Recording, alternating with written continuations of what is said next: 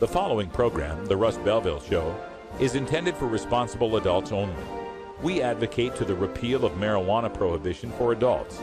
We discuss the science, culture, and controversy about America's marijuana laws. We do not advocate any illegal activity and encourage all listeners to learn their state and federal marijuana laws. Opinions and claims made by guests and advertisers on The Russ Belville Show are their own, and The Russ Belville Show cannot be held legally responsible for their validity or reliability. Viewer discretion is advised. You take a seed, you plant it, you grow it, you dry it, you roll it, you smoke it. You take a seed, you plant it, you grow it, you dry it, you roll it, you smoke it, and it goes down smooth. Hey! Spanning the continent to bring you the truth about cannabis and marijuana law reform. I smoke pot and I like it a lot. From the promise of legalization. And I think that we think if we criminalize our marijuana laws. To the agony of prohibition. One major responsibility is to encourage people to use less drugs. The Russ Belville Show, the voice of the marijuana nation. Yeah, I hear you had a question for me. Now, here's your host, Radical Russ Belville. Good day, tokers and tokettes, and welcome to the show. It is Wednesday, May 28th, 2014, and it's got to be 420 somewhere in the world. So glad you could join us for this Hemp Day Hump Day. We are live and direct from Rolla J Studios in beautiful Portland, Oregon, and we thank you for joining us here. Hey, a quick note, there's going to be some changes coming up on the Russ Belville Show starting next week, which, by the way, is our second anniversary. That's right, 2 years independent on the air here at 420radio.org. And so we're going to change things up just a little bit. Our Daily Toker tunes are going to move into hour 2. That's basically it. We're going to pack more news and more coverage into that first hour. Also make a couple changes into it music-wise so that we can get it posted on other outlets that don't have the same ASCAP and BMI licensing we do. So you'll actually be getting more Russ Belville Show in the first hour and more music in the second hour. And that's pretty much the only change. So stay tuned for that. But for the rest of this week, we'll continue our Daily Toker tunes. And Gordon Green will be calling in. He's got a great Algerian musician for us, I believe. So we'll check that out at 20 after. Also on the show at half past, Rebecca Forbes and Jenna Broome are going to join us. They're activists in North Carolina who are going to tell us all about 2 different medical marijuana bills that have been dropped at the North Carolina legislature. So we'll talk about those. Also in the Radical Rant today, we're going to take a look at an LA Times piece on something called the Mendocino model. This is a new revolutionary way that the district attorney is wading through felony marijuana cases in one of the counties there in the Emerald Triangle. And it looks like extortion to me, but we'll let you be the judge of that in the Radical Rant. Also, in Behind the Headlines, I got a little piece that I wrote up called Medical Marijuana by the Numbers. Now that Minnesota's poised to become the 22nd medical marijuana state, depending on how you count those, well, I decided to start counting them. So we're going to take a look at some of the numbers behind medical marijuana when we get in Behind the Headlines today. And that comes right after our 420 radio news. And in the headlines today, we have got an important debate taking place at the U.S. Congress. The House of Representatives will be voting on an amendment that would forbid the DEA and U.S. Justice Department from going after state legal medical marijuana. That's coming up. Also, Oklahoma's poised to start a medical marijuana initiative of their own. The New York Assembly has passed medical marijuana, and we've got crime reports from the city of Denver. All that's coming up on the Russ Belville Show.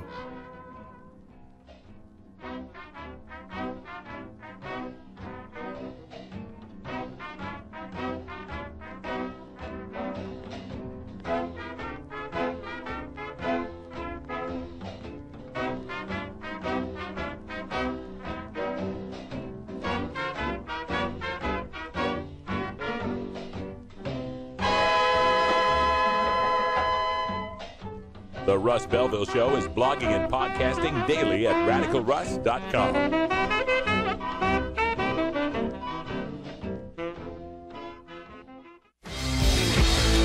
When you are starting up a medical cannabis business, you don't just want any attorney. You want a fired-up lawyer who understands the needs of cannabis consumers. The Law Office of Lauren Vasquez is your fired-up lawyer for the cannabis industry. Lauren Vasquez knows the details of California marijuana law from both a personal and professional angle. Lauren Vasquez rose from the ranks of college normal activist to become one of the Bay Area's best marijuana lawyers. Visit her website, fireduplawyer.com, or call 1-855-MMJ-LAWS for more information.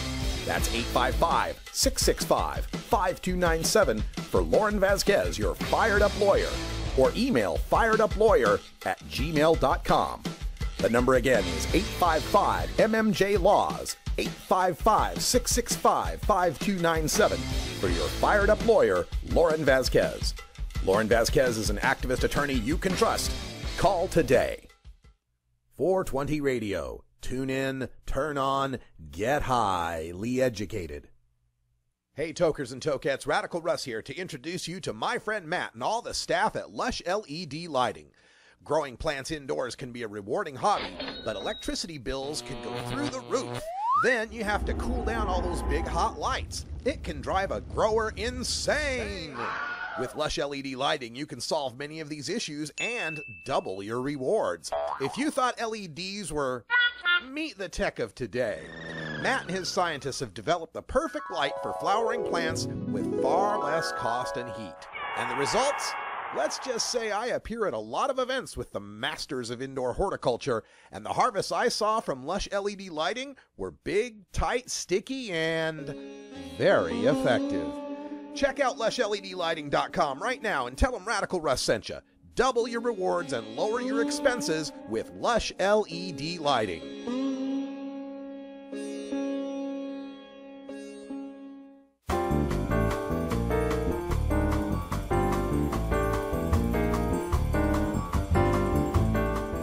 This is your 420 Radio News for Wednesday, May 28th, 2014. I'm Russ Belville. The latest attempt to rein in the DEA's prosecution of legal medical marijuana businesses takes place tonight in the U.S. House of Representatives. The House will be debating a spending bill that will include what in the past was called the Hinchy-Rohrbacher Amendment, after the New York Democrat and the California Republican congressman who repeatedly sponsored the bill. With Representative Hinchy out of Congress, Representative Rohrbacher this time is joined by 5 other Republicans and 6 Democrats in sponsoring the amendment that would forbid the Department of Justice, which includes the U.S. attorneys and the DEA, from spending funds to raid and prosecute people who are obeying state medical marijuana laws. The last attempt to pass the amendment failed in a 165 to 262 vote in 2007, but one co-sponsor, Democrat Representative Sam Farr from California, said some Congress members have changed their mind, and support for medical marijuana is reaching 85% even in Fox News polls. The New York Assembly has once again passed a medical marijuana bill, but it still faces opposition in the Senate. Assemblyman Richard Gottfried's bill was approved on a 91-34 vote in the Democrat-controlled Assembly. Assemblyman Gottfried has whittled away some of the original provisions of the medical marijuana bill, such as coverage for glaucoma patients. Also, a doctor's recommendation would only be good for 90 days, and medical marijuana would have to be a treatment of last resort. Senate Republicans, meanwhile, have been chipping away at Senator Dianne Savino's companion medical marijuana bill. Senator Savino's bill also excludes glaucoma and requires treatment of last resort, and also restricts the number of statewide grow sites to 20 and the minimum age to smoke medical marijuana at age 21. Presumably, 18-year-old patients will still be allowed to smoke cigarettes. Both bills allow patients to possess 2.5 ounces of usable marijuana. Uniform crime reports for the city and county of Denver, Colorado show a drop in the murder rate by 52.9% since legalizing the recreational marijuana market. For the first 4 months of 2013, there were 17 homicides in Denver, while the first 4 months of 2014 have yielded only 8 murders. Sexual assault is down 13.6%, robbery is down 4.8%, and aggravated assault is down 3.7%. Overall, violent crime is down 5.6% since the opening of legal marijuana shops. Property crime is also down versus the same period last year by 11.4%. All that and the state raised $7.3 million in tax revenue in the first quarter from legalized pot shops that are mostly concentrated in the Denver area. Oklahomans for Health have kicked off their petition drive to legalize the medical use of marijuana in the Sooner State. The rally today at the state capitol in Oklahoma City featured statewide candidates for office and current state Senator Connie Johnson, who told the crowd, quote, "I am excited about the rollout of the Oklahomans for Health Medical Marijuana Initiative petition as yet another opportunity to have the conversations about marijuana policy reform that many Oklahomans are ready and wanting to have," end quote. The Oklahoma initiative would allow patients 3 ounces and the home grow of 6 marijuana plants. A dispensary system would be created and a tax of 7% of sales would be added to fund the medical marijuana program, with excess divided 75% to schools and 25% to drug rehabs. Oklahoma's initiative provides for 36 qualifying conditions, including depression, anxiety, insomnia, PMS, and painful periods. The initiative also reduces to a misdemeanor 1.5-ounce possession and 6 plants by patients who could qualify but haven't yet registered with the state. The mayor of Bridgeport, Connecticut is apparently unaware that there have been medical marijuana dispensaries for over 17 years in America.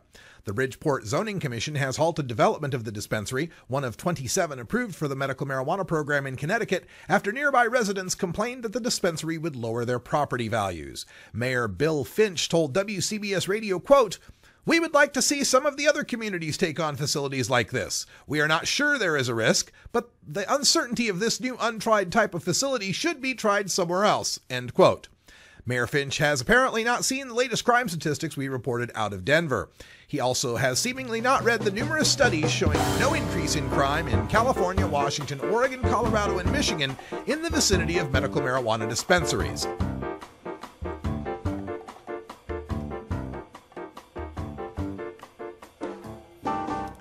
This has been your 420 Radio News for Wednesday, May 28th, 2014. I'm Russ Belville. When we come back, we'll go behind the headlines and take a look at medical marijuana by the numbers. Transcripts of 420 Radio News are available at our website at 420radio.org. Click the 420radio.org logo to get to the show archives. You're listening to The Russ Belville Show on 420radio.org. We'll be right back.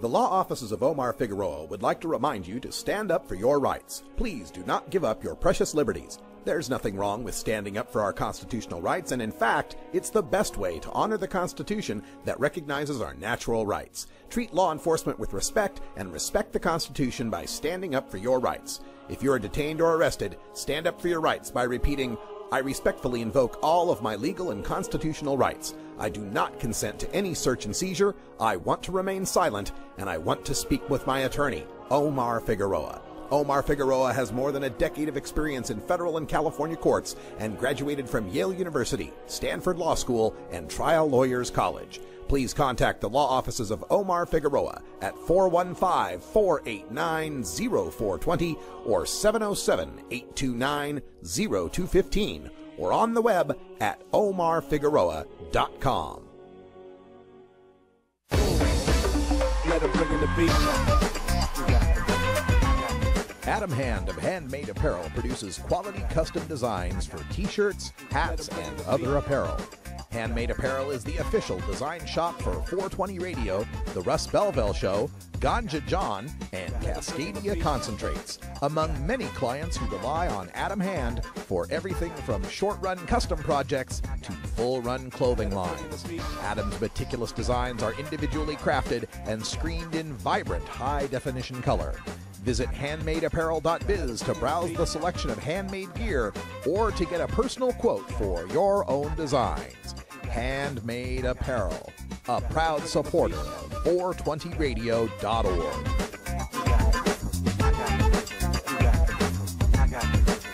Let 'em bring in the beat.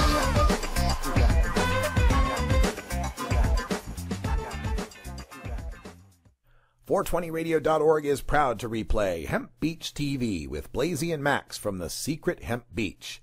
Blazy and Max bring you the best festivals and events from all over the country in this weekly show courtesy of Hemp Beach TV. Entertaining video and lots of fun for the 420 friendly party crowd. Catch the replays Friday at 12 Pacific on 420radio.org.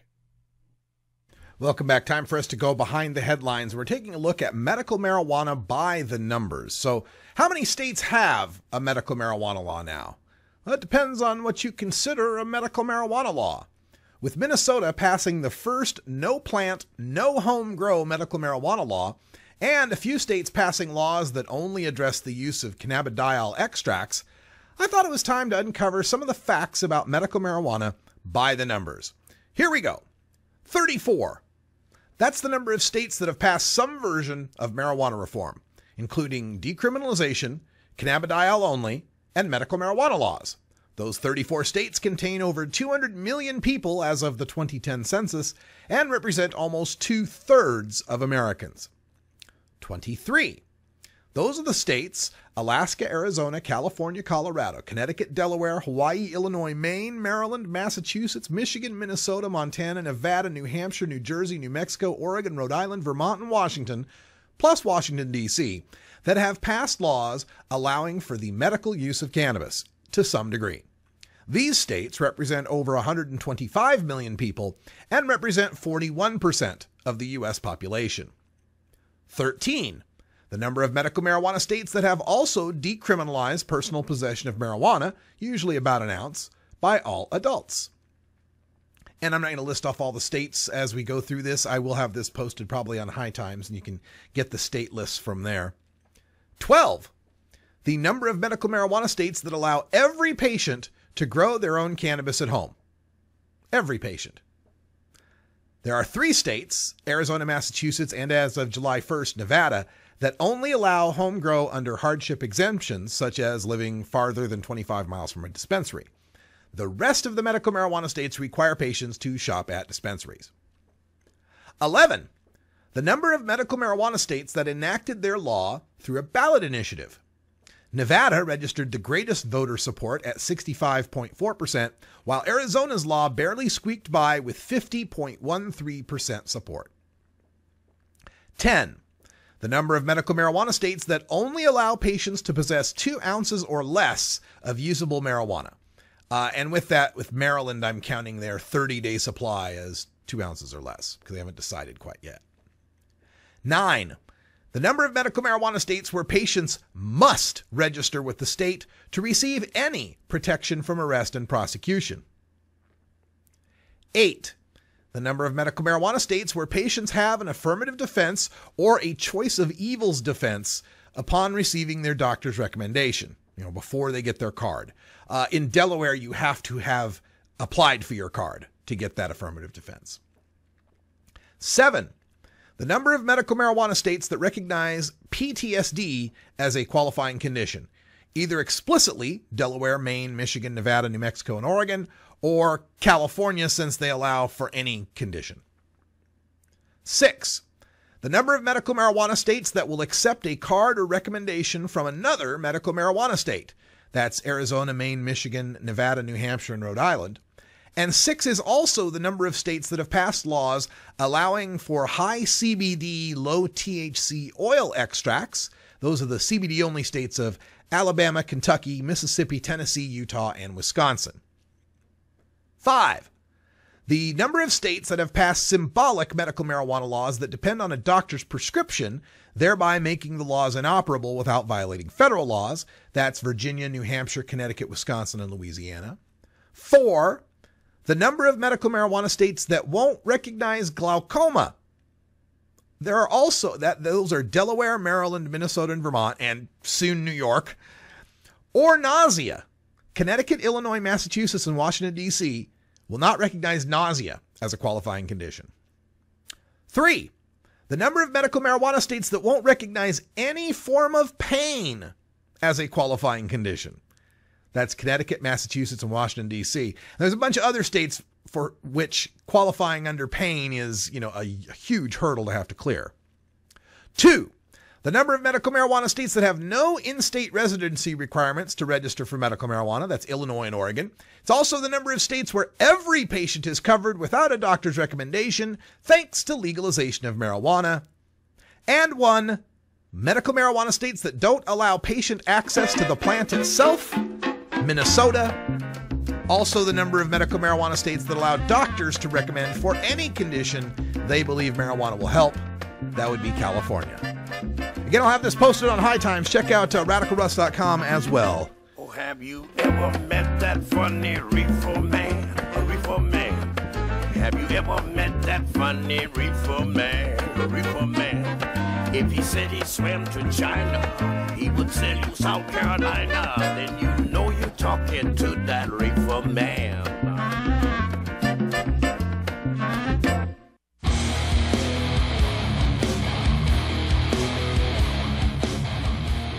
You know Herb Thrasher from the Herb Thrasher Flower Hour. Now get ready for Herb Age Designs for the proud cannabis consumer. Herb Age Designs, lifestyle gear for the 420 friendly. Herb Age Designs, home of the famous lighter leash. Herb Age Designs, get your Herb Age t-shirts and hoodies and show your pride. Herb Age Designs, we've got frisbee golf discs and durable hemp gear. Herb Age Designs, we've got shot glasses, drinking glasses, coffee mugs, and beer cozies. Check us out on Facebook and online at herbagedesigns.com. And follow Herb Age and Herb Thrasher on Twitter. We'll see you at this year's Hemp Fest. Crank it up.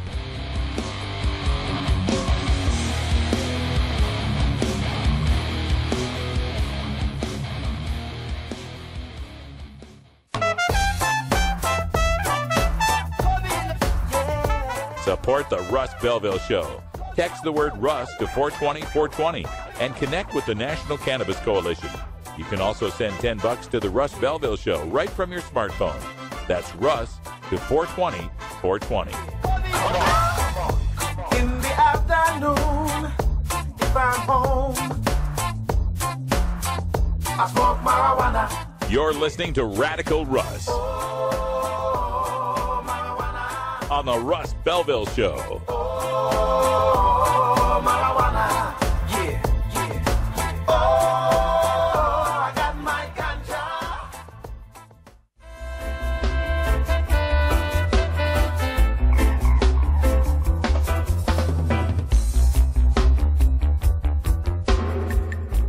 Everyone knows music and marijuana go together, so let's wind up our 20 after break with the Russ Belville Show's Daily Toker Tunes, the best in pod-safe 420 music from around the web. Today is Irie Wednesday, featuring reggae, ska, and other world music genres. Now, sit back and enjoy your Daily Toker Tunes. All right, welcome back, everybody. 23 after the hour, and as I mentioned earlier, starting next week, we're moving our Daily Toker Tunes 1 hour ahead, so you'll be getting them at 4:20 Pacific time. How appropriate. We would have a perfect 4:20 break if we did it that way. The main concern here is, trying to get Russ Belville Show on more platforms, and some of these platforms, it becomes a licensing issue as far as using certain music. So just decided we're going to make the first hour music free, and then we'll put music into hour 2. But we still have some music for today and the next couple of days, and joining us by telephone, we have got Gordon Green from Gordon Green's Music Planet for our Irie Wednesday tune. How you doing, Gordon?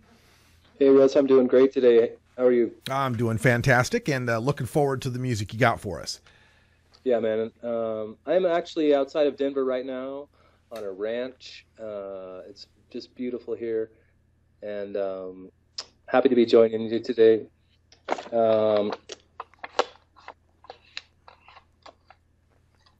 First, I want to tell listeners about last week's show. It was a special show.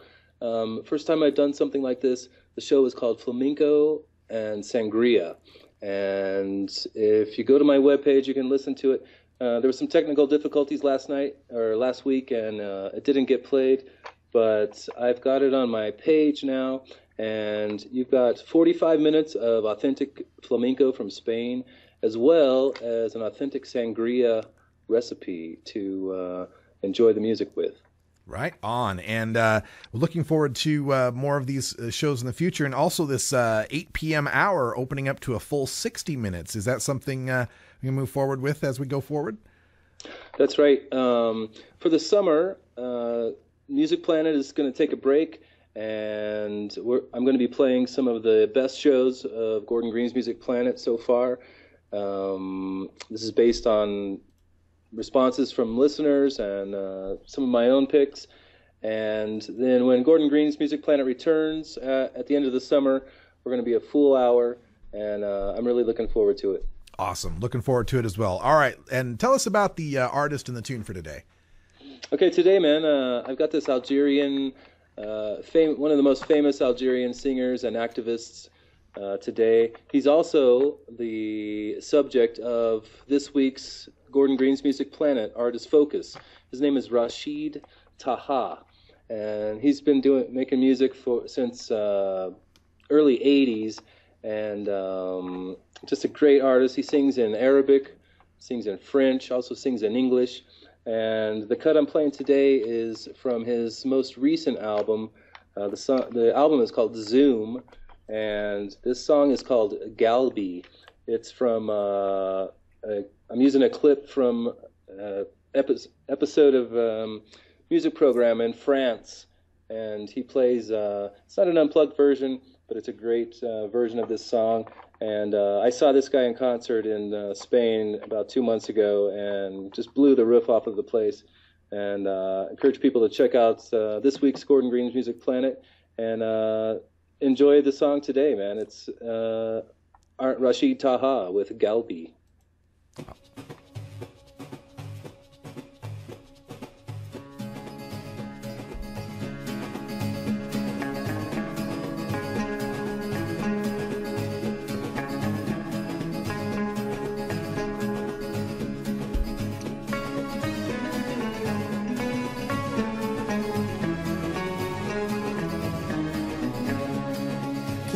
كتير ندير فيه كونفيونس على ودني انايا يعرف سكو جو بونس دايما حر كريم دايما يدافعني بين عبر شعوري وحبي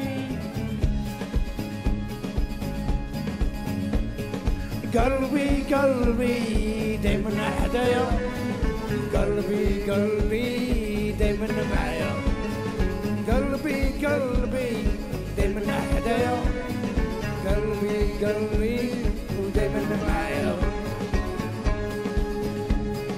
دايما امن بيه صاحبي وصديقي دايما معاه هو دليلي وخلاصي راحن عليه كل شي انا مش حرامي هو صاحبي داويني فرحني كتاب فبراير دمرني ويهديني كتاب فبراير دمرني ويهديني دايما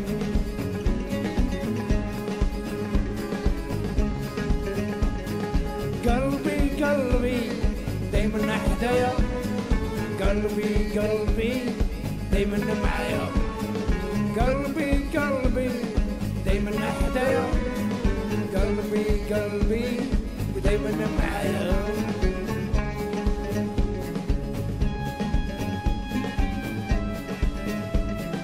دايما امن بيه صاحبي وصديقي دايما معاه هو دليلي وخلاصي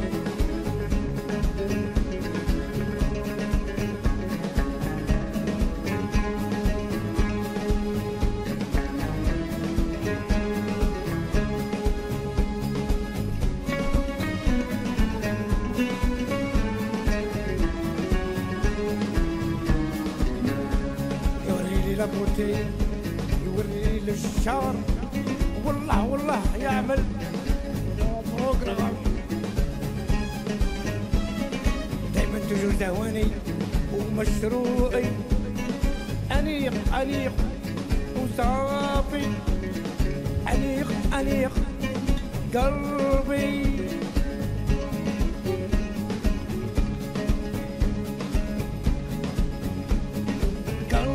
قلبي دايما حدايا قلبي دايما معايا قلبي دايما نحدايا قلبي دايما معايا دايما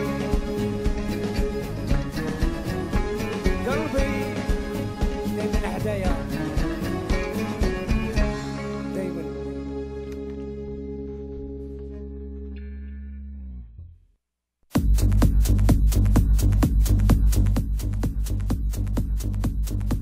Support the Russ Belville Show. Text the word Russ to 420-420 and connect with the National Cannabis Coalition.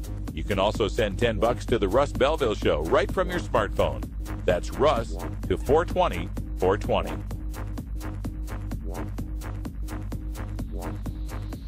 You're listening to Radical Russ on the Russ Belville Show.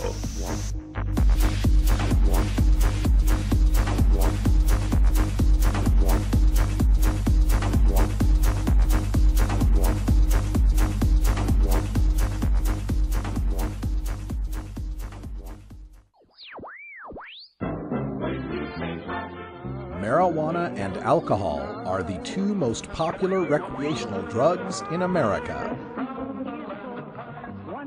Marijuana smoking is non-toxic, relatively safe, and has a low risk of dependence.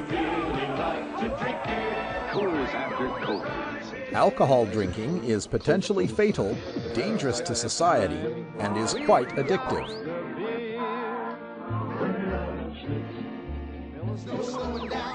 Marijuana is safer, so why are we driving people to drink? That's the question of the new book, Marijuana is Safer, So Why Are We Driving People to Drink? By Paul Armentano, Mason Tvert, and Steve Fox. Visit Amazon.com or ChelseaGreen.com today to order your copy of Marijuana is Safer, or visit marijuanaissafer.com. 420radio.org is proud to replay Drug Truth Network Century of Lies with Dean Becker from Houston, Texas. Pioneering marijuana radio activist Dean Becker continues his illustrious career, interviewing reform luminaries on his Century of Lies and Cultural Baggage shows from Pacifica's KPFT in Houston. Catch the replays Monday at 11 Pacific on 420radio.org.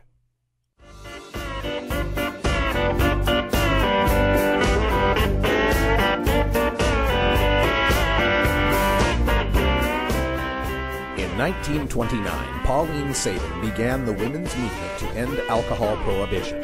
4 years later, the 21st Amendment was passed. Women are crucial to ending adult marijuana prohibition, and we celebrate women's marijuana activism in a segment we call Ladies of Legalization.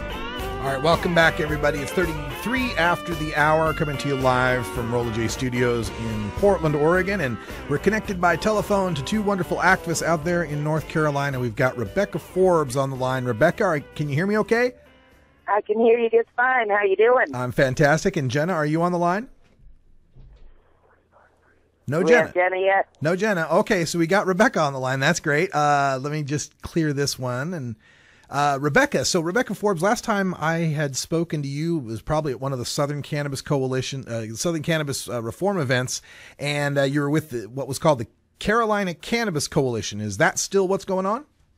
Yes, I still run the Carolina Cannabis Coalition, but most recently I've been solicited by the North Carolina Cannabis Patients Network, of which I was the former president, to run the East Coast chapter of their organization again. So I've got my fingers in many pots on the state level, but I'm also still the assistant director of Overgrow the Government that works in D.C. Oh, excellent. So I work on the national level as far as D.C., but on state level legislation, I represent both NCCPN and the Carolina Cannabis Coalition at this point. All right. Well, Rebecca, that's a lot of hats, and you probably have to get an extra long business card just to keep all that together. But yeah, I would think so. But we do have two bills in North Carolina that was an absolute shock to most of us this year. Yeah, and that's what I wanted to talk to you about, because I saw the first report come across about a CBD-only bill, and I was ranting about it on Twitter, and then I saw somebody else on Twitter say, "Oh, North Carolina's got this great bill. It'll be great medical marijuana." I'm like, wait a minute, which one are we talking about? Yeah, I have that one laying here in front of me. It's House Bill 1161. It is actually a constitutional amendment, similar to what Colorado did, that will allow the acquisition, possession, cultivation, manufacture, delivery, transfer, and transport of cannabis for medical use. So what Representative Kelly Alexander has done, and I sat with him an hour and a half yesterday, and we spoke about all this, is he's basically gone around that non-favorable ruling that they gave us last year when all of us were so upset when they killed House Bill 84, which was our North Carolina Medical Cannabis Act. And what he has done is put in a constitutional amendment to put it to a vote of the North Carolina people. So if we can get this constitutional amendment through committee, it only has to go through one committee, which is the House Judiciary Committee, and that's where it is now. Thank God it didn't go to rules, where most of them go. Okay. We have to get it through the Judiciary Committee, and then it will go to the House floor for a vote. And that's where our problem is. We need a 2/3 majority vote on the House floor for a for or against question on the North Carolina November ballot this year. Okay, so that's a feature of North Carolina law. You got to get a 2/3 vote when you're trying to put something like an initiative. Okay. Yeah, when it's a constitutional amendment, there has to be a 2/3 majority vote on the House floor once the bill makes it to the floor. Okay. Now, you also mentioned that it wasn't going to the Rules Committee where things go to die. It's going to Judiciary. Do the chances look better there, I guess? Well, Representative Paul Stam and Representative Tim Moore, two of the most staunch opposers that killed our last bill, one is a vice chair on this committee, Representative Paul Stam. I was in the news with him last year. Or 2012. I guess it'd be 2012 now. This summer was 2014. Yeah, in 2012, when they killed our bill, he was one of the main opponents, and he sits on this committee. So we have a lot of work to do, and we only have the short session, which is only a 6-week session to do this. So if the North Carolina people really want this, it's time for them to come out of the closet. All right. And we've got Jenna Broome on the line now. Jenna, can you hear me okay? I can. How are you? I'm doing great. And Jenna, are you affiliated with Carolina Cannabis Coalition as well? I'm not a member, but I'm a floater. Oh, okay. I help anybody who needs help. So I'm just floating between all of them and trying to get the word out.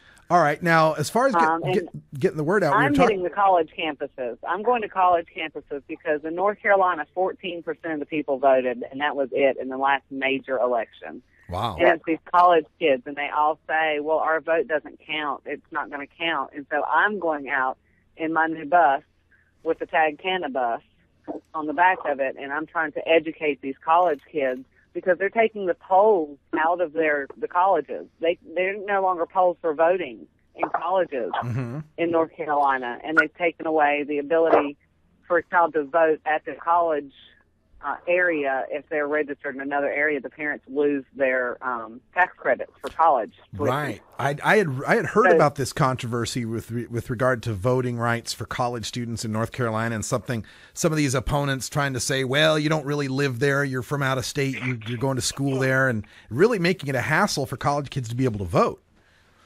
They really are, and so those are the ones I'm going after because they're not. They feel like they're unheard right now. Yeah. Okay. Well, I'm glad you're working on that end of it. And Rebecca, with respect to the other bill. Oh, and I'm helping her on the bills too. Yeah. Jenna and I met through a mutual friend that she went to high school with. So Jenna's been kind of my right-hand woman.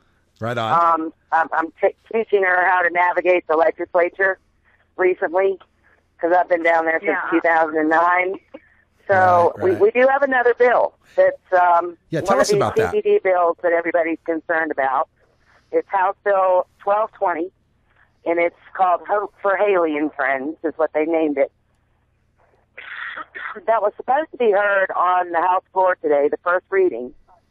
But instead of hearing the Hope for Haley bill today, our House fast-tracked a Senate fracking bill that was heard at 11 o'clock this morning in the Senate and then went straight to the House and passed this afternoon. Wow. So we sat there for 2.5 hours waiting to hear the reading of the Hope for Haley bill, listening to all the representatives argue about fracking. Yeah. Which is another problem. They've been doing that for years now. They change up their schedule and don't tell us, so we can't show up. Well, they do this so fast that the public has no time to express any opinion on what they're doing down there. And this is this Republican-led legislature that we're dealing with. And there's a little sect of people, Paul Stam, Tom Tillis, our Speaker of the House, Phil Berger, Tim Moore, and there's one more in there that I'm missing. But there's about 4 or 5 major Republican leaders here that they run things down there. And they get what they want. And with the fracking vote, it was a split vote of, I think it was 63 to 52 on the House floor. So the Democrats are outnumbered. So no matter what the Democrats do, they're going to lose. Right. We have resolutions from the Democratic Party. We're not going to be able to plant. There were several representatives that did stand up for the people in regards to fracking, because there's 2 things in that bill that are of concern. Number one, if they poison us, they do not have to disclose what chemical we were exposed to. If our doctor demands it, then they can expose it to the doctor, but not to us. Oh, wow. And if there's another part of that bill, and then there's another part of that bill is if they drill under one person's property in an area, that it automatically gives them right to everybody else's land around them to pull this gas out from under their land. And then another thing that I heard today that concerned me is it's only going to create 300 and something jobs in the state, and it will only supply 12 days worth of natural gas that supplies this country. So we're going to spend millions of dollars to poison people and get more people sick, and then we'll need more cannabis to fix these people because of what they're doing. I was just absolutely shocked that the CBD oil bill was shoved to the side to fast-track fracking. So is there a sense, though, in the legislature that this CBD bill is being brought forth to kind of give these politicians some political cover from the negative stories about, kids and epilepsy?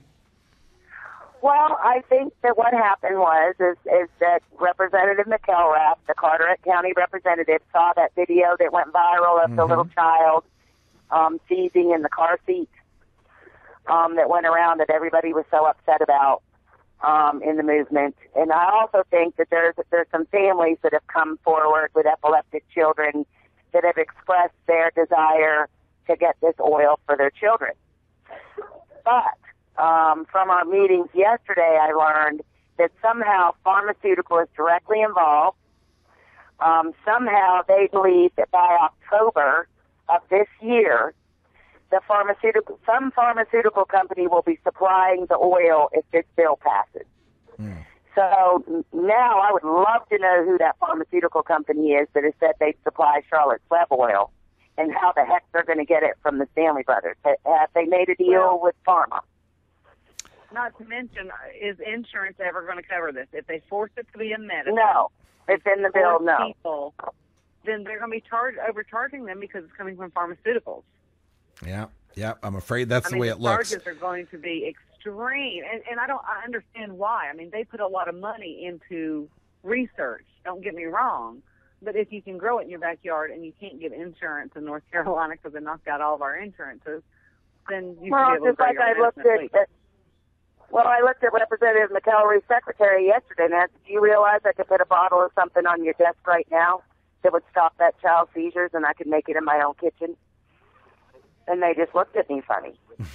This whole bill is set up behind pharmaceuticals being involved, pharmaceuticals providing the Charlotte's Web oil. So I'm ready to do some digging and find out what's behind all this. Yeah. Well, we hope you can find out what's behind all of this, and we want to give you as much help as we can. So before we wind up this segment, before we wind this segment up, give people your support information, Facebook, website addresses, anything any way they can help. Well, the best place to go in regards to grassroots lobbying for both bills in the state is www.nccpn.org. That's going to be our central portal to inform people of phone call campaigns, email campaigns, because we have a very short amount of time. So I would like to see everybody get to that site and be on the same page, making the correct calls to the correct people so that we can make some impact. My site on Facebook, you can just Google my name, Rebecca Forbes, and you will find me. You'll find my website, you'll find my Facebook page, you'll find my Twitter. If you just Google my name, it makes it pretty simple. So just Google Rebecca Forbes, and you'll find me. And hopefully we'll have the same people calling that called last year. That so many people called and emailed. They said we were harassing them and turned their bill away immediately. Yeah, that made national media, actually. I remember when that came up. Thank you, ladies, so much for what you're doing in North Carolina. Thank you. Good luck to all of you. Russ. When we come back, we'll have time for a radical rant on the new way of extorting pot growers and users in Mendocino County. We'll be right back after these messages from our 420 friendly sponsors. Support these advertisers because their ad money goes straight to the Russ Belville Show.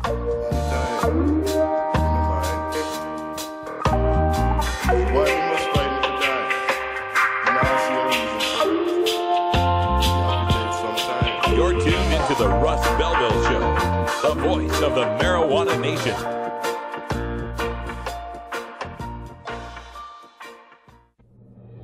New Approach Oregon is a coalition of Oregon citizens who believe that treating marijuana use as a crime has failed, costing taxpayers millions in law enforcement resources. We believe it's time for a new approach on marijuana, and that Oregonians deserve a chance to decide in the 2014 general election. Our approach will regulate, tax, and legalize marijuana for adults in Oregon. By implementing a strict system to regulate, tax, and legalize marijuana, we can move Oregon forward and create new revenue for critical services. Under our approach for 2014, 40% of funds would support K-12 education, 20% would support mental health and treatment services, and 15% would be dedicated to law enforcement. Public opinion, coupled with victories in Washington and Colorado, confirms marijuana legalization is inevitable. Visit our website at newapproachoregon.com or our page on Facebook at New Approach Oregon. Thank you. 420 Radio, the world's voice of marijuana legalization.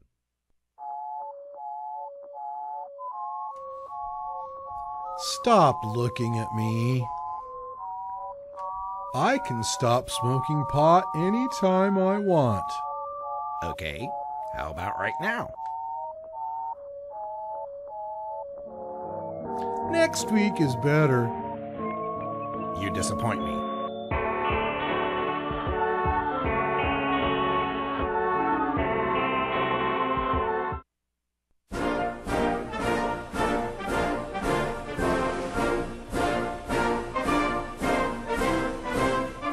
Five of the last 9 major party candidates to run for president, 3 of the last 9 vice presidential candidates, and the last 3 two-term presidents have all smoked pot.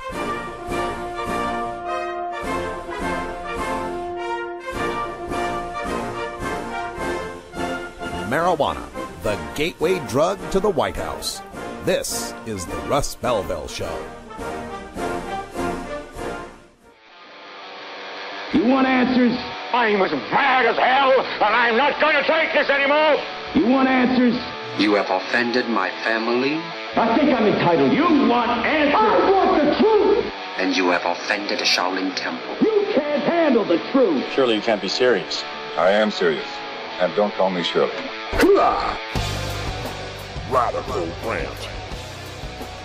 Today I was preparing the news and I ended up on this story from the Los Angeles Times. It was kind of shocking as I read through it. It's entitled Mendocino County DA Takes a New Approach to Marijuana Cases. And of course, anytime I see the words new approach, it makes me want to look.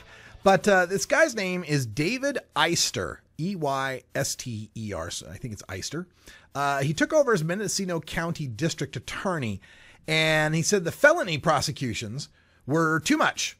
Got far too many felony cases, hundreds of active cases at a time, right? So to fix the problem of having far too many felony marijuana cases going on in Mendocino County, and I remember we're talking about Northern California, Emerald Triangle, Mendocino County, right? That was about 3 years ago. Since then, he's implemented this new policy that they call the Mendocino model. He's gotten marijuana cases to go from an average of 15 months to clear to 3 months average to clear. And he's got the sheriff's department $600,000 surplus in budget. So they call this the Mendocino model. Other people call it the Mendocino shakedown. And here's basically what it is. There is a little known codicil in California Health and Safety Code for reimbursing police for the cost of cleaning up meth labs and pot grows, right? So like, if the state busts you for a meth lab and then they have to go in with their hazmat suits and clean everything up and remove the toxic chemicals and all the waste and debris and all that, they can charge you, the guy with the meth lab, they can charge you for restitution for how much it costs the city or the county or whatever, the law enforcement agency, to clean up your toxic meth lab. And it also applies to pot grows. So what he has done is he has a restitution system set up. This is a DA Eister out there in Mendocino County. A restitution set up where it's $50 per plant and $500 per pound of processed pot that they seize. And the suspects in that case can plead guilty to a misdemeanor and get probation instead of the felony, right? All right, well, that sounds like a good deal, right? You know, you can spend a little bit of money and get out of felony charges, just end up on probation. But this $50 per plant, $500 per pound is a number that's pulled right out of the department of his ass. There's no basis to this as far as what is the real restitution that person would have to pay to clean up their pot grow, right? It's not like a meth lab where we're talking about hazmat suits and, toxic chemicals and waste and all of that. We're talking about a pot grow. We're talking about pulling some plants. It costs $50 to pull a plant, one plant. $50, really? You go to a guy's house with 6 plant grow, and you really mean to say it costs $300 to eradicate those plants? And $500 per pound of processed pot? What, you had to hire a strong man to lift the pound? Where in the hell do you get a number $500 as restitution for the cost of the police department to bust you? Now, in the case of the meth lab, you could come up with a pretty, detailed list of what the costs were. Had to bring this truck, and we had to have this, fumes used and overtime, and you could list it out, right? But when that happens, like if you seized a bigger meth lab, right, it would cost more. There'd be more chemicals processed and so on. But this $500 per pound thing is saying somehow a guy who's storing 40 pounds of weed is up for what, $20,000 that you have to pay back? That somehow it costs the sheriffs $20,000 to pick up 40 pounds of weed, but it only costs them $500 to pick up a pound of weed to investigate it. So there's no rhyme nor reason to this number. It's just a number pulled out of his ass. $50 a plant, $500 a pound. So the law actually says the restitution is reimbursement. This is the LA Times writing. The restitution is reimbursement for actual enforcement costs. But to be eligible for the deal, defendants waive an itemized accounting and state that the amount owed is reasonable. It's amazing how reasonable a 5-figure number can be when your alternative is prison. This is nothing more than extortion by the Mendocino County DA to expedite the glut of marijuana cases that shouldn't exist in the first place. It's such the wrong reaction. It's like people when they react to drug testing saying, well, if I have to drug test, they ought to drug test the welfare people. No, there should be less drug testing. And in this case, there should be less corruption. There should be less marijuana charges. If there are so many felony marijuana cases going on in Mendocino County that you can't keep up with them all, the solution to that is not to bend the rules, is not to bend the law, is not to extort the people. Because what this does is this sets up a bit of an incentive program for these cops to want to bust people, knowing they can get money out of them if they can pick them up for plants and stuff. Oh, and by the way, this doesn't just count, the plants and the pot. Civil asset forfeiture is still at work too. They can still seize the cars and the cash and the homes and all of that stuff. That's a whole separate thing. This is in addition to that. After they've seized all your cash and assets and all that, they can also force you to pay $50 a plant, $500 a pound for the marijuana they took from you. Now, this is being applied to a case, one current case. A defendant has records indicating they are supplying for 1,500 medical users. So, could be abiding by California law there on supplying the medical users. Maybe not, but they're going after the medical people. Here's another guy who had 4 pounds of processed marijuana, but the evidence indicated the defendant was selling it for profit. So the Mendocino County gets to come in here and gouge these people for all their money, take their property, funnel that money. And here's the thing, with asset forfeitures, the way asset forfeiture works is the local police agency has to share some of that with the state, right? They have to divvy it up. But with this restitution thing, restitution goes straight to that county, 100% of it. They get it all. So yeah, there's a little bit of an incentive now for these cops to want to go bust, not necessarily the most dangerous grower, but the largest. A guy with 1,500 medical users who's probably not causing many problems in society.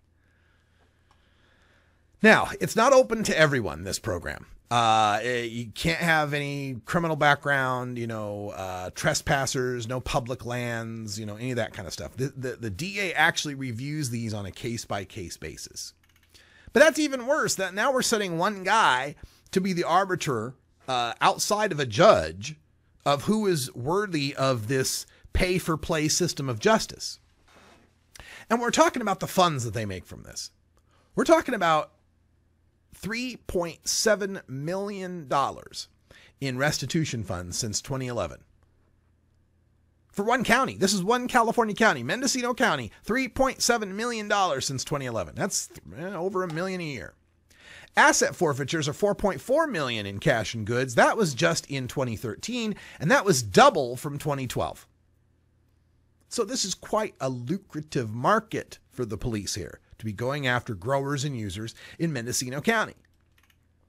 Now, there's some investigations going on this. Mendocino County Superior Judge Clay Brennan blasted this as extortion of defendants. Alex Kreit, an associate professor at the Thomas Jefferson School of Law in San Diego, said, quote, "It suggests a two-tiered system of justice where people who don't have the money for the restitution or don't have assets they can use as bargaining chips may get more severe criminal punishments." End quote. Oh, yes, we're all quite shocked that there's a two-tier system of justice in America where people with money can get less punishment than the poor. Wow. And I understand there's gambling going on at Rick's Cafe American. Eister counters that he personally handles every marijuana case, and he can opt to lower fines or not prosecute people who are poor. Some of those people include a guy named Nicholas Koulouris. Last July, they found some pot, 171 plant garden, and garbage bags of marijuana shake, and a 2006 Yamaha Grizzly.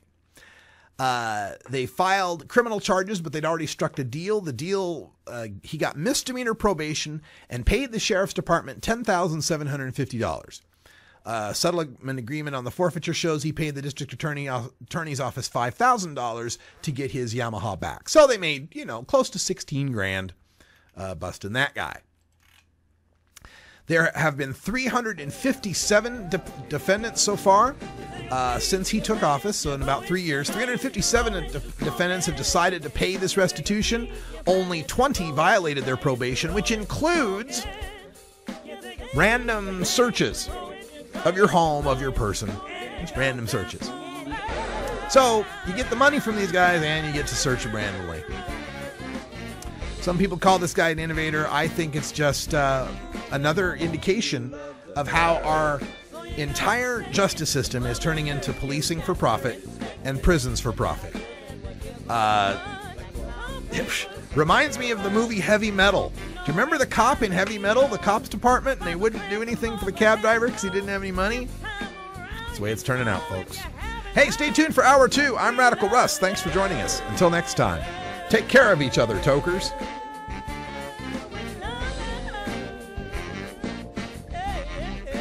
This is the Russ Belville Show. The Russ Belville Show is blogging and podcasting daily at radicalruss.com.